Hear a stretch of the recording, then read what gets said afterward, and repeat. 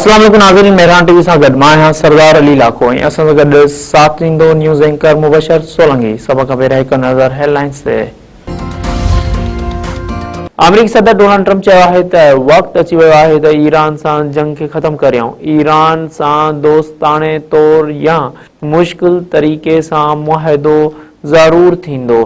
जेकॾहिं मुआहिदो न थियो त ईरान जी बिजली घरनि सनअतनि ऐं पुलनि खे तबाह करे छॾींदासीं। उमेद करियूं था त ईरान असां जूं ॾिनल तजवीज़ूं ज़रूर क़बूल कंदो। अमेरिकी सदर ट्रंप चयो त ईरान सां अहम मुआहिदे जे बिल्कुलु वेझो पहुची चुका आहियूं। मुंहिंजा नुमाइंदा ॻाल्हियुनि लाइ पाकिस्तान वञी रहिया आहिनि, जेके सुभाणे शाम ॻाल्हियुनि लाइ इस्लामाबाद में मौजूदु हूंदा। पाकिस्तान में अमेरिका ऐं ईरान विच में ॻाल्हियुनि जो ॿियो दौर अंगारे ते इस्लामाबाद में थींदो। अमेरिकी वफ़द जे एडवांस टीम इस्लामाबाद पहुती। इस्लामाबाद ऐं रावलपिंडी में सिक्योरिटी इंतज़ाम इंतहाई सख़्त। रेड ज़ोन खे सील कयो वियो। पुलिस जी इज़ाफ़ी नफ़री मुक़रर। इस्लामाबाद ऐं रावलपिंडी में security high alert. Metro bus service मुअतल। पब्लिक ऐं गुड्स ट्रांसपोर्ट जी दाख़िला ते पाबंदी। शहरनि लाइ मुतबादिल ट्रैफ़िक प्लान जारी। ज़रियनि मुताबिक़ ईरान ऐं अमेरिका विच में ॻाल्हियूं कामयाब थी वयूं त अमेरिकी सदर ट्रंप ऐं ईरानी सदर मसूद पज़ेश्कियान मुआहिदे ते सहियूं करण इस्लामाबाद पहुचंदा। पढ़ाई वज़ीर इसहाक़ डार ऐं ईरानी पढ़ाई वज़ीर अब्बास इराक़ची विच में फ़ोन ते राब्तो। वज़ीर आज़म शहबाज शरीफ़ ऐं ईरानी सदर विच में टेलीफोनिक राब्ते ते इतफ़ाक़। पढ़ाई वज़ीर इसहाक़ डार तरफ़ां खिते जे अमन ऐं इस्तेहकाम मौजूदा मसइलनि खे जल्द हल करण लाइ मुकामले ते ज़रूरत ते ज़ोर। पढ़ाई वज़ारत जे तर्जुमान मुताबिक़ ॿिन्ही अॻुवाननि विच में वेझा राब्ता जारी रखण ते बि इतफ़ाक़ कयो वियो। ईरानी सदर मसूद पेज़ेश्कियान चयो आहे त ट्रंप खे उहो हक़ नाहे त हू चवे त ईरान पंहिंजे जोहरी हक़नि मां फ़ाइदो नथो वठी सघे। ईरान कंहिं बि मुल्क ते हमिलो करण जो इरादो नथो रखे। पत्थर जे दौर में मोकिलण वारा बयान दुश्मनीअ जा अज़म ज़ाहिर करे थो। ईरानी सदर अमेरिकी सदर ट्रंप खे पैगाम ॾींदे चयो त ईरान जंग वधाइण नथो चाहियां, न ई वरी असां तकरार शुरू कयो। असां पंहिंजे बचाव जो क़ानूनी ऐं जाइज़ हक़ इस्तेमाल करे रहिया आहियूं।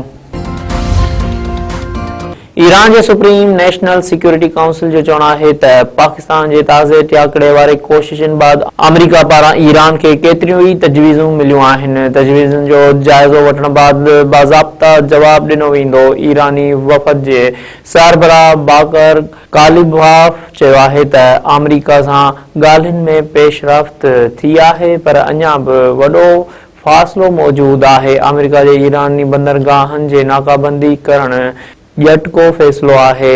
आबनाए होर्मुज़ मुकमल तौर ईरान जे कंट्रोल में आहे।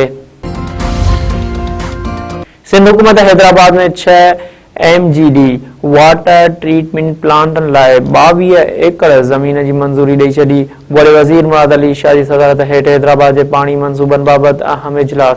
हैदराबाद में 6 MGD वाटर ट्रीटमेंट प्लांट मंसूबे ते फौरी अमल दरामद जी हिदायत। रथाबंदी ऐं तरक़ियाती खाते खे ट्रीटमेंट प्लांट जो कम तेज़ीअ सां मुकमल करण जो हुकुम। मुराद अली शाह चयो आहे त असांजो मक़सदु समूरनि शहरनि खे पीअण जे पाणी जी सहूलियत फ़राहम करणु आहे। उन मंसूबे सां हैदराबाद में पाणीअ जी खोट ख़तमु थियण में मदद मिलंदी। पंजाब, खैबर पख्तूनख्वा ऐं आज़ाद कश्मीर जे मुख़्तलिफ़ इलाइक़नि में गड़े सां बरसात। खैबर पख्तूनख्वा जे सवात, करक, मालाकुंड, एबटाबाद ऐं मानसेरा में तेज़ बरसात। गिलियात ऐं नारान वादीअ में बर्फ़बारी। नीलम वादीअ में लैंडस्लाइडिंग सबबि शेख वीला पॉइंट जो मुख्य हाईवे बंदि थियण सबबि 20 खां वधीक सयाहनि जूं गाॾियूं फासी पयूं। बलूचिस्तान में ज़ियारत वादी, टूबा अचकज़ई ऐं टूबा ककरी जे मथिएं इलाइक़नि में बरसात सबबि कोहिस्तान लाची नाला वटि लैंडस्लाइडिंग सबबि कराकरम हाईवे बंदि। मौसमियात खाते मुल्क जे मथांनि इलाइक़नि में बरसात जी अकती करे छॾी। टनो मस्ती में कारा इल्ज़ाम हेठि सरेआम क़त्ल कयल नारी रुबीना चांडियो जे खून सां इंसाफ़ लाइ एहतजाजी रैली। अवामी राज तहरीक पारां ॻोठ खां नारी रुबीना चांडियो जे क़ब्र ताईं रैली। एहतजाजी कैंप बि क़ाइम। सियासी समाजी तंज़ीमनि जे अॻुवाणनि, वकीलनि, सिविल सोसाइटीअ जे नुमाइंदनि ऐं शागिर्दनि जी एहतजाजी कैंप में शिरकत। मक़तूला नारी रुबीना चांडियो जे खून सां इंसाफ़ जो मुतालबो।